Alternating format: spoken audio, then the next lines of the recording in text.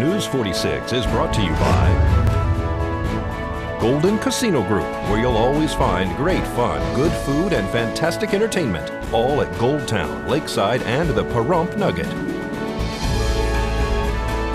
News is also brought to you by J.K. Nelson Law. Call 727-9900 today for your free consultation. If you need a lawyer, you need Nelson.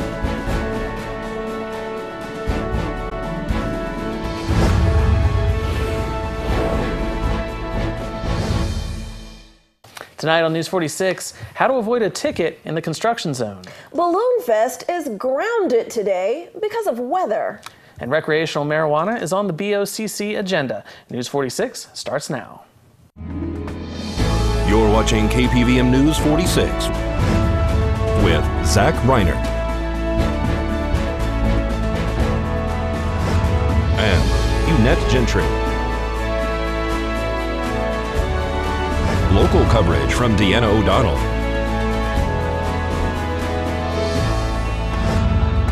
News 46. Local coverage you can count on. Good evening. It's Thursday, February 15th, 2017. I'm Zach Reinert. And I'm Eunette Gentry for News 46.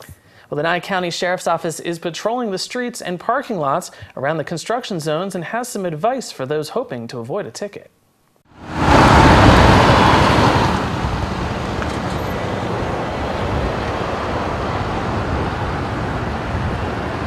The biggest issue that we've noticed is people driving through the Big O business parking lot to access from Pahrump Valley to 372 and vice versa.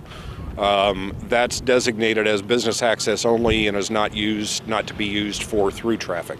There are several signs there and people are disregarding those signs. Some people are telling me that they're confused, they don't know what else to do. Some people just say, well, how else do I get to where I've got to get without using this route? And we tell them, use an alternate route. There are signs posted designating detours.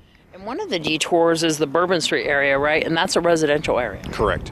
And what's the speed limit there? Speed limit there is 25. If you go west on Bourbon from Pahrump Valley, go to Red Butte, or like you say, to Upland, go back north on those two streets to 372, and that'll bring you into the roundabout and through it and back onto 372 where you need to be. You can also take Honeysuckle to Dandelion? You could take Honeysuckle eastbound from Pahrump Valley to Dandelion or to 160. You could take Calvada eastbound to Dandelion or to 160. There are plenty of routes that are functional and feasible to get around this area without making it necessary to get a citation. Initially, we got requests for assistance from Big O Tires due to the increased traffic flow going through their property to get from Pahrump Valley onto 372 and vice versa.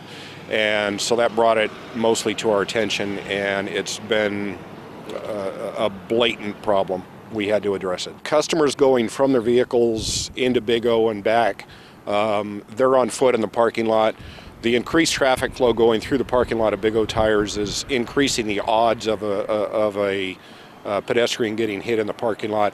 Also, the vehicles going through the parking lot, it's a very narrow passageway through there, and they've got business to run, and it's creating a real traffic hazard. We're concerned that there's going to be an accident in the parking lot. People also are using just the dirt areas just off the roadway, going past Pizza Hut, taking kind of off-roading areas to get to where they want to go. Not a good idea, especially in this town. As you all know, when it rains, it gets very muddy. People are going to get stuck out there. There's not controlled access to and from the Highway 372, so they shouldn't use those routes. They should stay on the paved roads. What kind of ticket are we looking at here? What's it for? Most of the citations are being written for drivers disobeying a traffic control device. That's a $55 fine with administrative assessments. It comes out to a $120 fine. And then how many have you guys written recently? We've been out here working this intersection heavily last week, and again this week. We've probably written I would estimate around 70 or 80 tickets. And any other citations for any other infractions?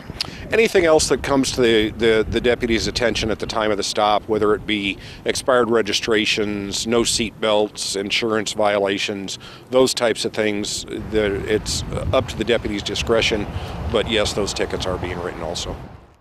Unfortunately, today's balloon flight was canceled due to what should have been a media day for the balloon festival.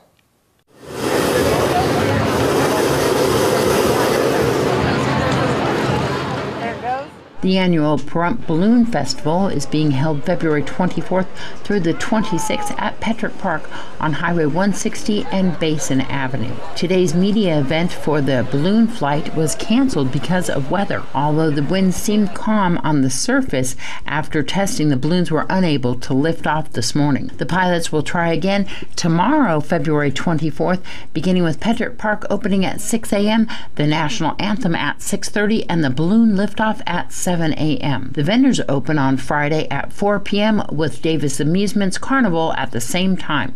There will be a balloon glow happening at 6 p.m. tomorrow night in Field B, the soccer field at Petrick Park. Saturday, once again, they'll have more balloons lifting off at 7 a.m.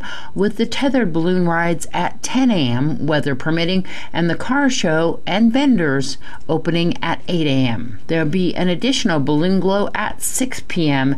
at the soccer field. Sunday, on the final day of the Balloon Festival, the balloons lift off at 7 a.m. The vendor and carnival opens promptly at 8 with the tethered balloons at 10 a.m. For more information on the Pahrump Balloon Festival, you can go to PahrumpValleyChamber.com. This is Deanna O'Donnell for News 46. Thanks, Deanna. Since recreational marijuana is now legal in the state, the county commissioners did some housekeeping on Nye County Code number 17 to change the language for medical marijuana relating to zoning and establishments. Rules for medical marijuana establishments, Mr. Lacey. State, through an initiative process, is approved recreational marijuana. We are now trying to go through our ordinances and catch up with the changes that were made there to make things work together. We also have licensing in, I think it's Chapter 5 of the ordinances. This is not doing licenses, this is just the SUP process, which is the location of the facilities. So we have primarily gone through here, and anywhere that you see medical marijuana, we have just removed the word medical. I do recommend a couple of changes to this ordinance from what you have in front of you here. Due to some conflicts with another state law, I would like to remove all mention of industrial hemp from this ordinance. Thank you. Okay. And in addition to that, the wording in option A, and which is I think what my recommendation would be through this, is where it says where a medical marijuana establishment is operational and in good standing, we just change that to say that if the medical marijuana establishment SUP is in good standing, special use permit. So I'm trying not to get in conflicts with our licensing regulations and state licensing. And another spot of this ordinance, if you have a SUP for a medical marijuana establishment, it is required to have a license in good standing as well as state approvals. So I don't want to get into a situation where we're trying to fight different ordinances, fight different things. Okay. This is SUP ordinance. Once we get approval for a land use, this, I think, option A and removing industrial hemp is the simplest process that we can go through to make this work. Okay. Mr. Chairman? Go ahead, Commissioner Koenig. To make a motion to adopt the bill with the changes. Second. Effective date of March 13th, 2017. Second. Motion by Commissioner Koenig, second by Commissioner Wickman. We got the motion. Clerk, we good? Kelly got that? Everybody good? I have a motion and a second. All in favor? Aye. Aye. Butch? Opposed. Opposed. 4-1. Okay. Info on the latest BLCC decision next.